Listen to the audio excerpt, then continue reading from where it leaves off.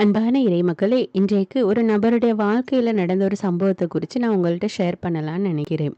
ராஜு என்ற பெயருடைய ஒரு மனிதர். அவருக்கு நல்ல வேலையும், நல்லதொரு குடும்பமும் இருந்தது. ஆனாலும் அவருடைய உள்ளத்துல எப்பவும் பயம், எதையாவது குறிச்சு கவலை, எதிர்காலத்த குறிச்சு கவலை, அல்லது பண தேவைகள குறிச்சு கவலை, உடல் நலத்த குறிச்சு கவலை, இப்படி ஏதாவது ஒரு விஷயத்த குறிச்சு அவர் எப்பொழுதும் கவலைப்பட்டு கொண்டே இருந்தாரு. மனசுல நிம்மதிங்கிறதே இல்ல.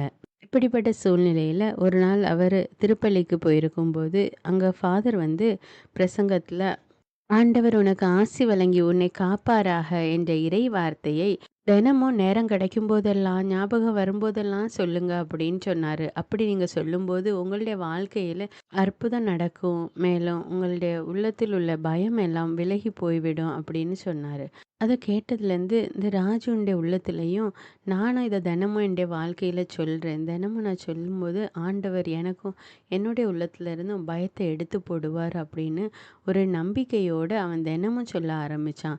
காலையில எழுந்த உடனே, பகல் நேரங்கள்ல, இரவு தூங்குவதற்கு முன்னாடி மற்றும் எப்பல்லாம் அவருடைய உள்ளத்துல பயம் வருதோ, அப்பல்லாம் அவர் இந்த ஆண்டோட இந்த இறை வார்த்தையை திரும்ப திரும்ப அவருடைய உள்ளத்துல சொல்ல ஆரம்பிச்சாரு.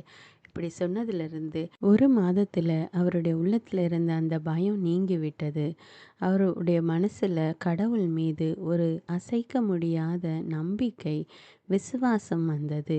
ஆண்டவர் பார்த்துக்கொள்வார். எல்லா சூழ்நிலைகளிலும் ஆண்டவர் என்னோடு இருந்து என்னை காப்பார், என்னை ஆசீர்வதித்து வழி நடத்துவார் என்று அவர் முழு நம்பிக்கையோடு ஆண்டவரை கொண்டார்.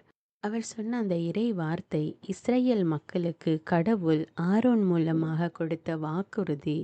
எண்ணிக்கை நூல் அதிகாரம் 6 இறை வார்த்தை 24 இவ்வாறாக கூறுகிறது: ஆண்டவர் உனக்கு ஆசி வழங்கி உன்னை காப்பாராக.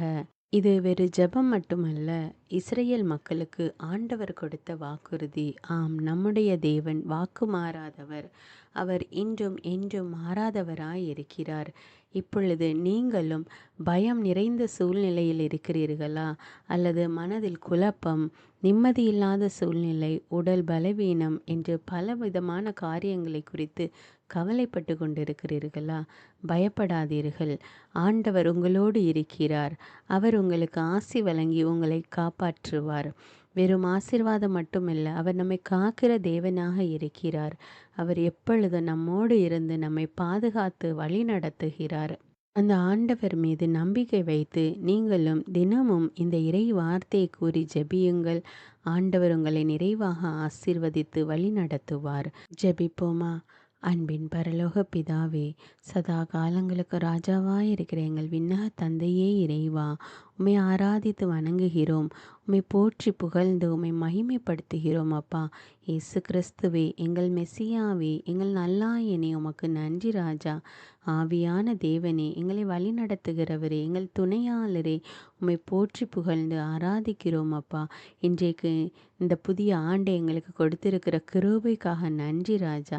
இந்த புதிய ஆண்டிலே ஆண்டவர் உனக்கு ஆசி வழங்கி உன்னை காப்பாராக என்று நீர் கொடுத்திருக்கிற இந்த இறை வார்த்தைக்காக நன்றி தேவனே, நன்றி அப்பா. இந்த ஆண்டு முழுவதும் உம்முடைய கரம் எங்களோடு இருந்து எங்களை காப்பாற்றட்டும் தேவனே. உம்முடைய ஆசீர்வாதம் எப்பொழுதும் எங்களோடு இருக்கட்டும் அப்பா.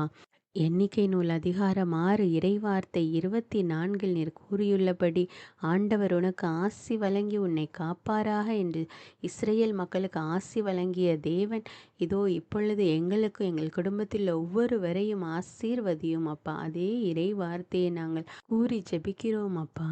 இப்பொழுதே எங்களை ஆசீர்வதித்து எங்களை காத்தருளும் தேவனே. உம்முடைய ஆசி எங்கள் குடும்பத்தின் மீது தங்கட்டும் அப்பா. எங்கள் ஒவ்வொருவர் மீது உம்முடைய ஆசீர்வாதம் நிறைவாக இருக்கட்டும் அப்பா. உம்முடைய காக்கின்ற கரம் எங்களை வழி நடத்தட்டும் அப்பா. எல்லா துதி கன மகிமை உமக்கே செலுத்துகிறேன். இயேசுவின் இன்ப நாமத்தில் ஜெபிக்கிறேன். ஆமேன்.